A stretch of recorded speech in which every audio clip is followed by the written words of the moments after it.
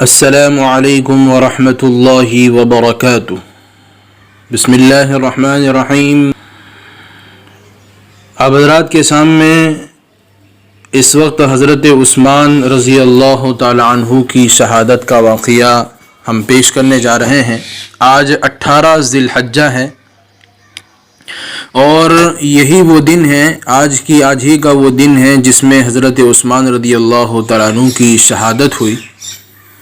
تو ایک یادگار تاریخ ہے حضرت عثمان رضی اللہ تعالیٰ عنہ کے شہادت کی۔ گویا کہ آج جو ہے حضرت عثمان رضی اللہ تعالیٰ عنہ کا یوم شہادت ہے، جن کو یوم شہادت کہا جا سکتا ہے۔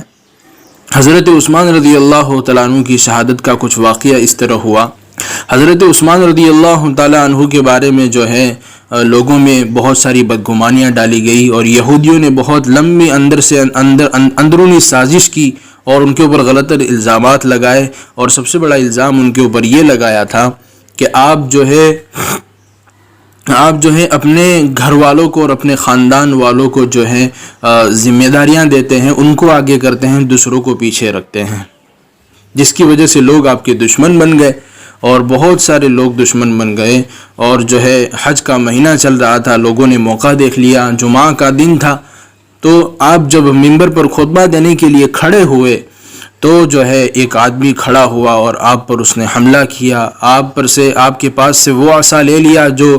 اللہ کے نبی صلی اللہ علیہ وسلم سے چلے آ رہا تھا۔ حضرت ابوبکر کے دور میں، پھر حضرت عمر کے دور میں، پھر حضرت عثمان کے دور میں آپ جو ہے نیچے گر پڑے، آپ کو زخم آیا اور کسی بھی طرح سے اٹھا کر آپ کو گھر لے جایا گیا۔ اور جب گھر لے گئے تو لوگوں نے جو ہے چاروں طرف سے جو ہے محاصرہ کر لیا، یعنی کہ حضرت عثمان رضی اللہ تعالیٰ عنہ کو گھیر لیا گیا۔ اب مفسدین نے جو ہے امیر المؤمنین حضرت عثمان رضی اللہ تعالیٰ عنہ کو گھیر لیا، اور یہ جو محاصرہ کیا تھا وہ 40 دن تک مسلسل قائم رہا۔ اس حصرے میں اندر پانی تک پہنچانا جرم تھا، یعنی کہ حضرت عثمان رضی اللہ تعالیٰ عنہ 40 دن تک پیاسے رہے، اور ان کے ساتھ کچھ صحابہ بھی موجود تھے۔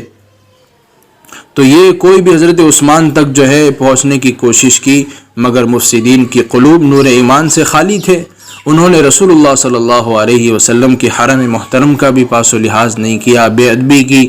اور بے ادبی کے ساتھ مزاحمت کر کے ان کو واپس کر دیتے تھے۔ ہمسائے گھروں سے کبھی کبھی جو ہے رسد اور پانی کی امداد پہنچتی تھی۔ مفسدین کی جانب سے صحابہ کرام کی بے احترامی اتنی بڑھ گئی تھی کہ حضرت عبداللہ ابن سلام، ابو ہریرہ، سعد بن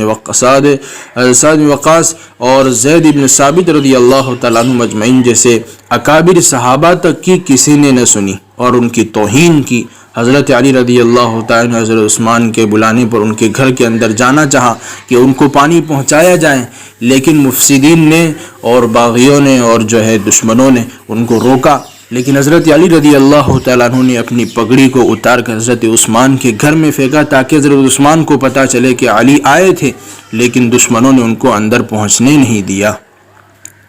پھر جو ہے حضرت عثمان رضی اللہ تعالیٰ عنہ نے بھی، اور اسی طرح جو ہے ابی ابن کعب رضی اللہ تعالیٰ عنہ نے بھی ان کے سامنے جو ہے تقریر کی، ان کو سمجھایا کہ آپس میں بیٹھ کر صلح کر لیتے ہیں،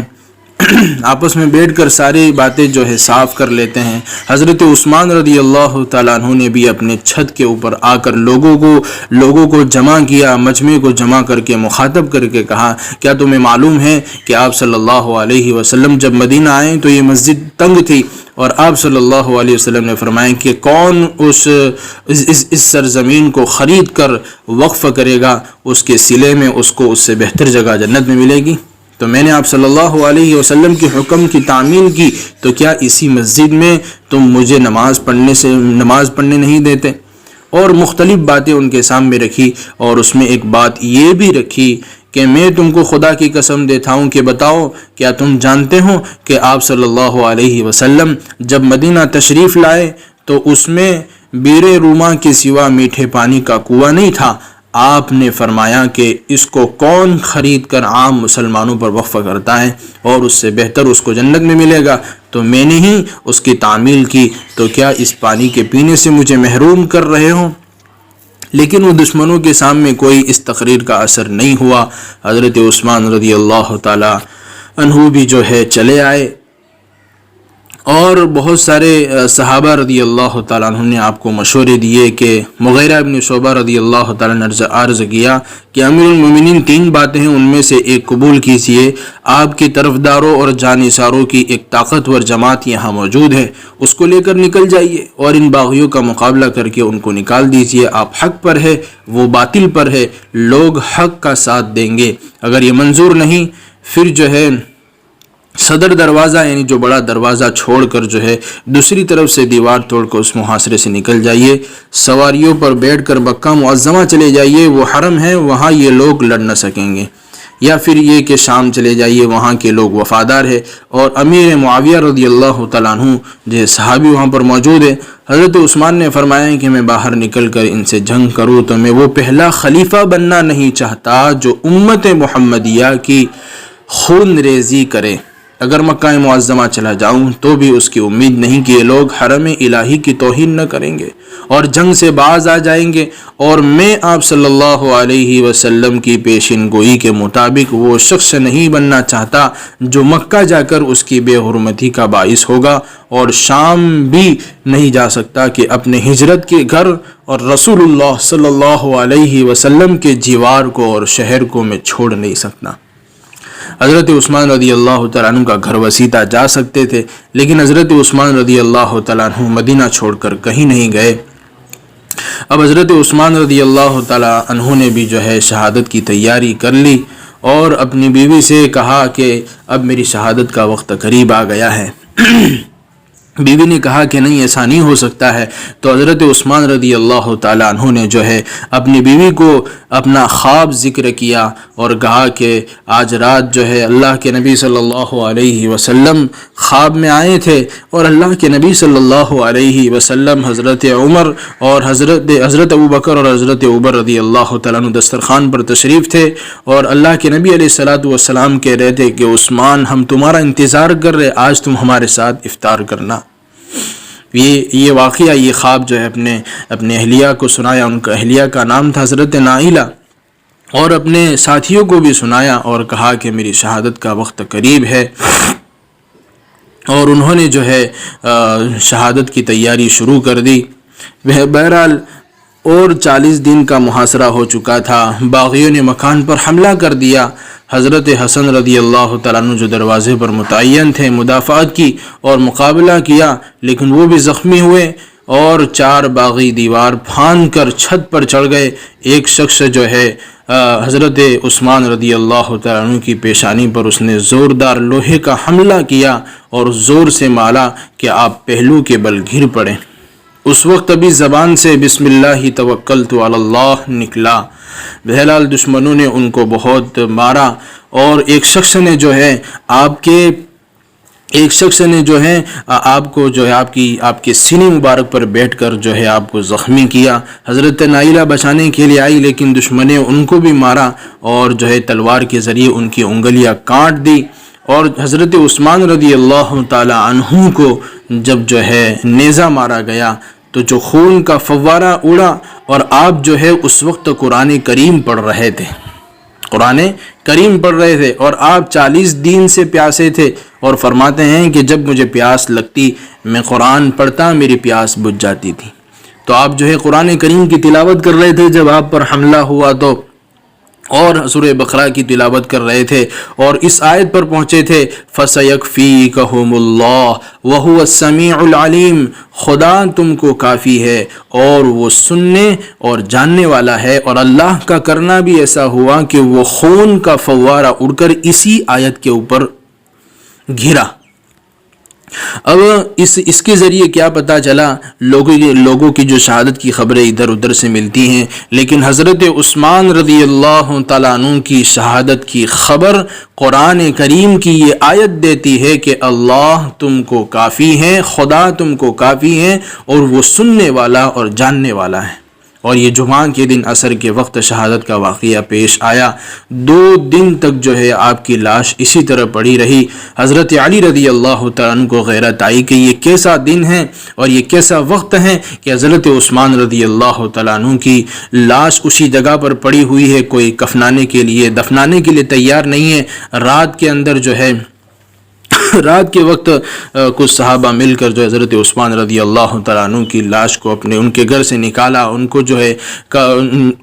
کفن پہنایا اور کفن وغیرہ پہنا کر جو ہے ان کو دفن کر دیا۔ جنت البقیع کے اندر آپ کو دفن کیا گیا ہے۔ صحابہ کرام اور عام مسلمانوں میں سے کوئی اس ثانیہ عظمیٰ کے سننے کے لیے تیار نہ تھا، اور کسی کو یہ وہم و گمان بھی نہ تھا کہ باغی اس حد تک جرأت کریں گے کہ امام وقت امیر المؤمنین کے قتل کے مرتکب ہوں گے اور حرم رسول اللہ صلی اللہ علیہ وسلم کی توہین کریں گے۔ اس لیے جس نے اس کو سنا انگشت بدندہ رہ گیا، اور سارے صحابہ جو ہے ان کی آنکھوں سے آنسو جاری ہونے لگے۔ کوئی اس واقعے کو جب حضرت ابو ہریرہ رضی اللہ تعالیٰ عنہ اس واقعے کو ذکر کرتے تو دھاڑے مار مار کر روتے تھے کہ یہ کیا ہو گیا۔ تعجب کی بات یہ بھی ہے کہ ابن سیرین رحمۃ اللہ علیہ ایک بہت بڑے بزرگ ہیں۔ وہ ایک مرتبہ سفر کر رہے تھے اور کعبے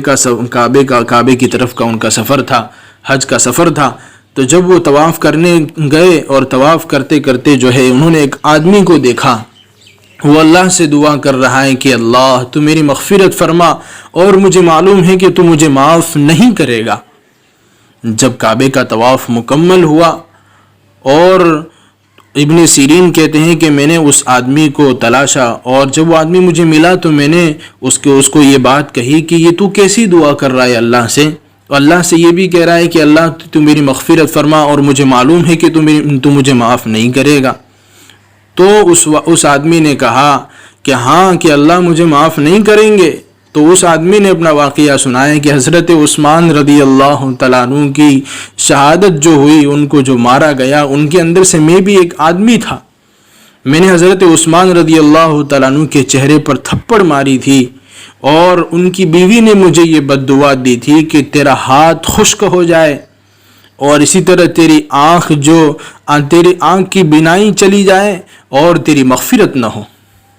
آپ دیکھیے کہ میرا ہاتھ بھی جو ہے لکڑی کی طرح ہو گیا، اور اللہ نے میری آنکھ کی روشنی کو بھی چھین لیا ہے، اور مجھے امید ہے کہ اللہ مجھے معاف بھی نہیں کریں گے، یہ بھی میری دعا جو ہے اللہ قبول نہیں کریں گے۔ دوستو، یہ حضرت عثمان رضی اللہ تعالیٰ عنہ کی شہادت جو ہے، اس سے سبق حاصل کرنے کی ضرورت ہے کہ ایسے صحابہ رضی اللہ تعالیٰ عنہ جنہوں نے اپنی جان کو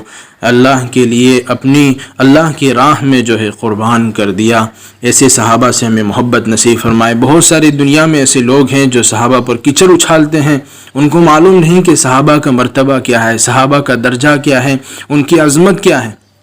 اللہ ہم سب کو جو ہے صحابہ کے بارے میں صحیح معنی میں محبت نصیب فرمائے، اور صحیح معنی میں اصحاب رسول سے ایک ایک صحابی سے، کیونکہ ہر صحابہ ہمارے لیے قابل عزت ہے، قابل عظمت ہے۔ تمام صحابہ کی ہمارے دل کے اندر عزت ہونی چاہیے کہ تمام صحابہ عزت کے لائق ہیں۔